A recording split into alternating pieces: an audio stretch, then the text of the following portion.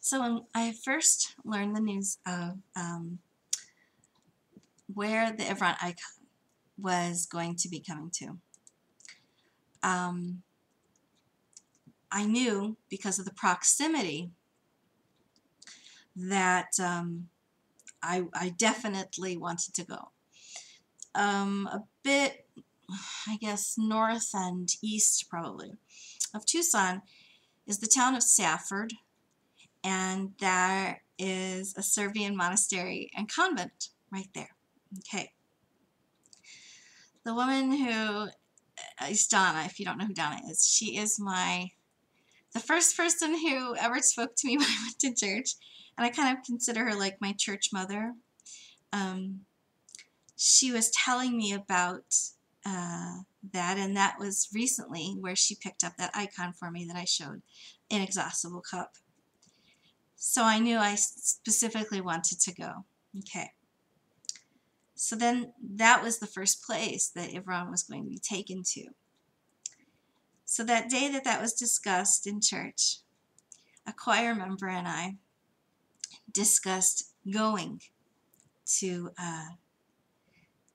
to go up north, because he had gone to the monastery many times, and he was quite comfortable with the idea of driving, and so we teamed up together. And oddly, rather than talking about the Iveron icon, while we were chatting, he mentioned the Kursk root icon, which is the oldest icon. Now, both of these are Russian too, so I might just leave links for people to look it up. And he had many stories to tell me about it, and some of them were quite personal as far as his involvement and association with that icon. So I'm trying to decide, because he did say he would allow me to interview him. So I'm not sure if I'm going to let him tell that story or if I'm going to try to, but I hope to tell that or have that be told by himself soon. And then we did return back to the story of, Iveron, and then, just logistics of how we're going to get ourselves there and this type of thing. So that was the first place. The second place was the Greek church, St. Demetrius. It was coming to Tucson, okay? And then we knew there was a possibility that she was going to come to our home church the following day, Monday morning.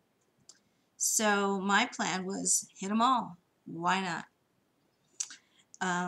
I don't know if that was overzealous or greedy or just exuberance, or I have no idea why. And I had no idea what that meant.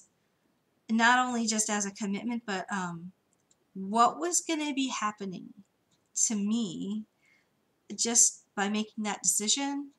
I mean, I'm not saying that I thought I was going to some tourist event, okay? But there was no way that I could have ever gauged how it affected me. So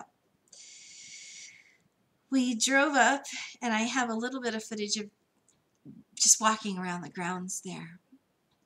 I was so excited when I saw the crosses at the top. Oh my goodness. It was a beautiful day. It was crisp, and there was snow on the top of the mountains, and there wasn't a cloud in the sky. Bright blue, beautiful desert sky, as we're used to. And we got there exactly on time. It was perfect timing. So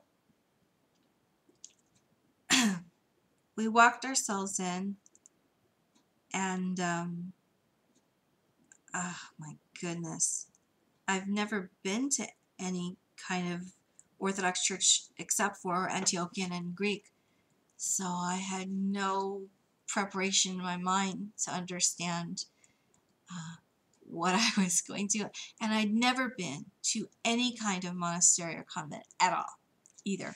Okay, so I stepped into the narthex, and oh yeah, it was already happening. The heat comes, the warmth comes, the just mercy and grace, joy, just absolute calm and peace. And I step my way over to the right and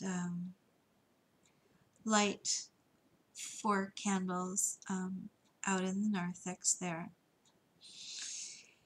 And then I work my way closer to, there's kind of what I would call, I don't know what the specific word would be, a vestibule. It's kind of where they have like 1 or 2 icons. And then they have these lovely chairs that are like, they look like thrones to me. They're quite high. You know, me being short, I would practically have to jump onto them, okay? Like they were like a high chair for me, really, literally. And yeah, they had this way that you could fold them and you could kneel on them, and they were very fancy. They were beautiful. Okay.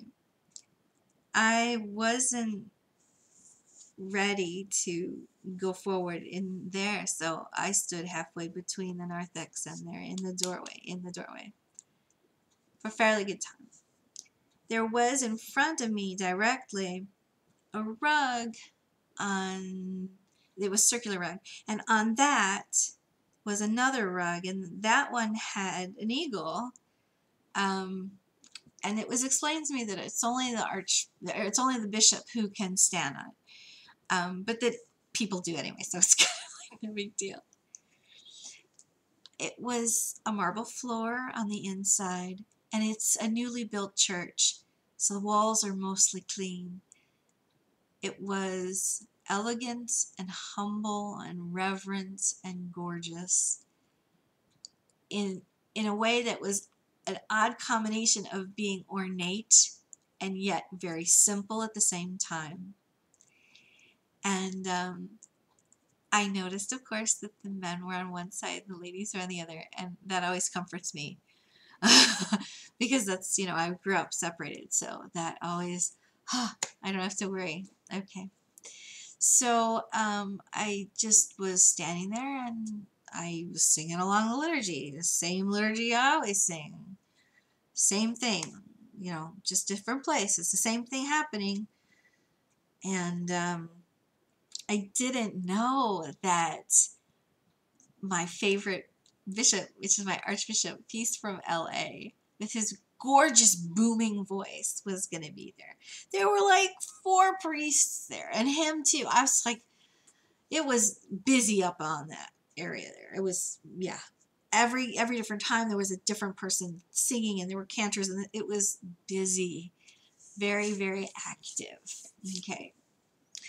So I took a very long time to work my way up because I first wanted to go venerate at the iconostasis, the Theotokos that was there, because I wouldn't go further in if I hadn't have done that. And if I didn't feel ready to do that, I wasn't going to proceed. So I waited until I was ready. And then I did. And then I felt like, okay, now I can walk into the actual church. All right. So before that even happened, though, I don't think, we sat down during the sermon portion, right? Sat right on the floor, which that's always my favorite thing to do. All of us just drop. And I was like, I would tell people all the time, I'm going to pick up some floor. I'm going to, people say, I'm going to pick up a chair. I'm going to, I would always say that. I'm just going to sit. You don't want a chair? No, I just want to sit, on the ground, like on someone's living room floor or whatever. They look at me like I was weird. And I was like, oh, I know I'm home because I'm getting to do that. So after the sermon and everything, then I had went to go and venerate, and then I went into the church. So I'm gonna talk about what happened when I was in there in another video, so that these will kind of stay small. And thanks for watching. Peace.